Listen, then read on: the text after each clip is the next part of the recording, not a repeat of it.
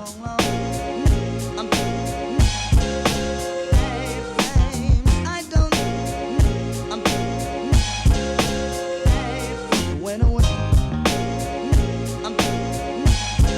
right, next up, Chuck Casano.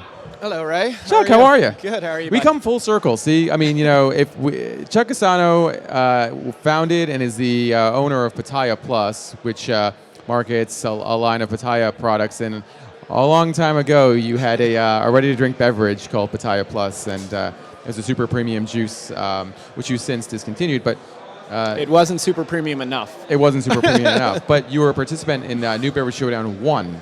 Yes. You were in the original group of participants, and your experience, I think, helped mold what this all turned into, actually, because you were really, your presentation, which I still remember to this day, was really, really great. Oh, it's pretty nice. Yeah, it was a grilling experience being up there, watching the clock count down, but it was good. We got second place. Second place is not bad. Yeah, not bad. Yes. Today, your primary business is as a founder and principal at High Touch Distribution, which is based in Southern California, and you work with a lot of natural beverage brands and a couple food brands, correct? Correct. We kind of focus mostly on DSD in Whole Foods, SoPac region, covering all 50, I think they're up to 4 locations right now, even the Arizona and Nevada places. And we've been really fortunate, especially over the last 5 or 6 months, with brands coming to us and wanting to work with us, and we have a lot of good momentum right now. So we had a conversation in the Livestream Lounge, UI and your business partners are, about brands that you're working with. We did this in Santa Monica 6 months ago. I talked to you guys last night, and you have since picked up, not since last night, but in the last 6 months, you have since picked up some pretty big brand names, including Blueprint and Temple Turmeric.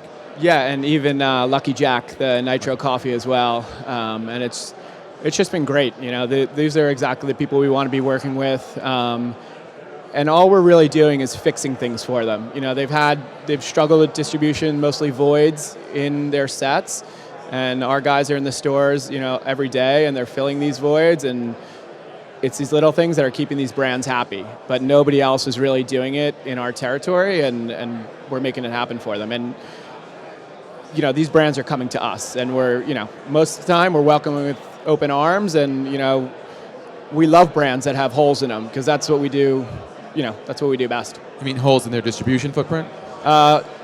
More so on the shelf. Okay. So if they have 10 SKUs authorized at Whole Foods, and only 2 of them are on the shelf, we're able to get the whole set in there. So, that's an interesting point, because, Kara Rubin was talking about that on the New Beverage Showdown when she was talking about one of the brands up there that only had one SKU. And you're talking about filling an entire shelf. Having that shelf set really makes it really helps your branding, and really says that you own a part of the shelf as opposed to one slot. How critical is that for brands at this point to really have more than just the 1 or 2 SKUs? What's the optimal number of SKUs that they should be having on shelf, at least in the natural channel? I mean, if you're a startup, I think it's that 4 to 5 SKU lineup, just to give you a little bit of a billboard effect on the shelf, and kind of grow from there. And because because at the end of the day, it's probably only 4 or 5 SKUs that are doing really well at the brand. So let's, maybe come to us with 8 SKUs, and let's work together to figure out which of the 4 ones we're going to present and which are the 4 ones that are going to see traction, and go from there. And I think we do a really good job of working with our brand partners and telling them what's working, giving them feedback. So we want to see them success. We don't get paid unless we're selling these bottles too. Right.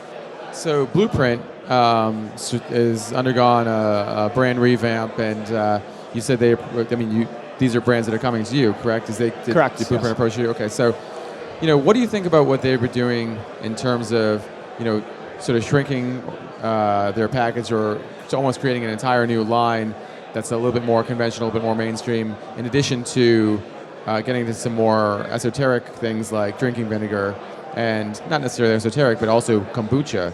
What do you think about their brand strategy at this point, and how they're executing? I mean, I think it just starts with the energy of that new team that they've put in place, and it resonates through all the new SKUs and developments, product developments that they're going on. They've they were kind of like this stale juice on the shelf with, it was green. It was like kale, apple, this, and there was no personality to the brand.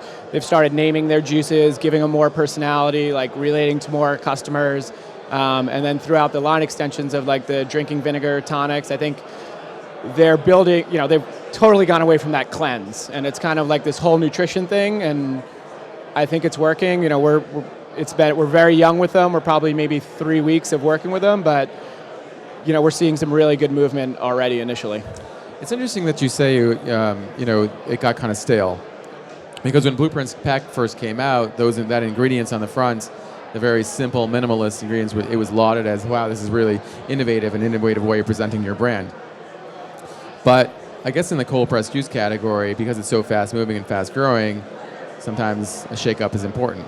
Yeah, it seemed too sterile, or like, yeah, I think sterile is a good word, and now it's just way more fun and more approachable. The brand is way more approachable.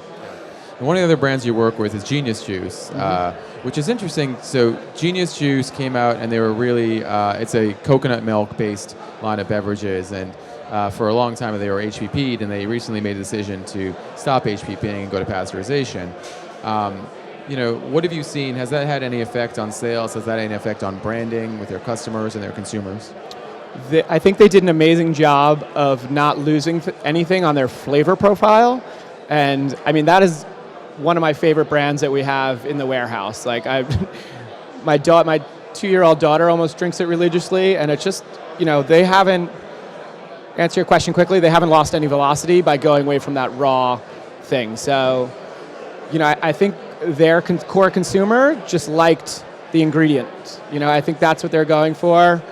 I don't think they're losing too much, if anything, on nutrition. So I think we were definitely nervous. When we saw that happening, we didn't know. We were like, okay, we're going to lose a lot of steam with them, but they're cranking away. They've got some good things in development. And, go back to your earlier point, we can only do so much with them because they have one SKU right now.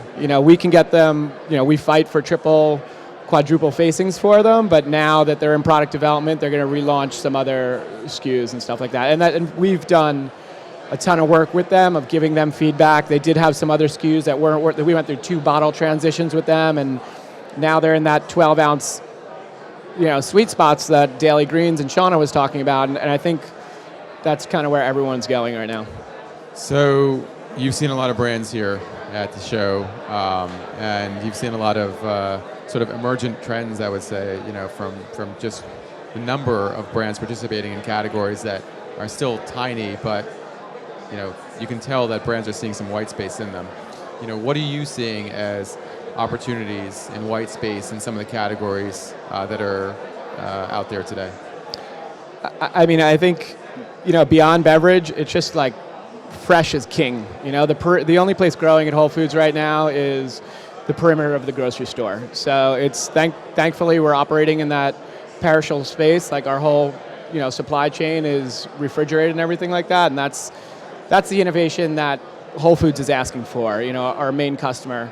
As far as particular brands here, Switchel, I think I don't think it's really caught on the West Coast yet.